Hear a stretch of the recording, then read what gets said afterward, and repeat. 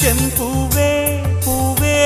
உன் மேகம் நான் வந்தால் ஒரு வழியுண்டோ சாய்ந்தாடும் சங்கில் துளி பட்டாலும் முத்தாகிடும் முத்துண்டே படை கொண்டு நடக்கும் மன்மத சிலையோ மன்னவன் விரல்கள் பல்லவன் மொழியோ இமைகளும் உதடுகள் ஆகுமோ வெட்கத்தின் விடுமுறை ஆயுளின் வரைதான் செம்பூவே பூவே உன் மேகம் நான் வந்தால் ஒரு வழியுண்டோ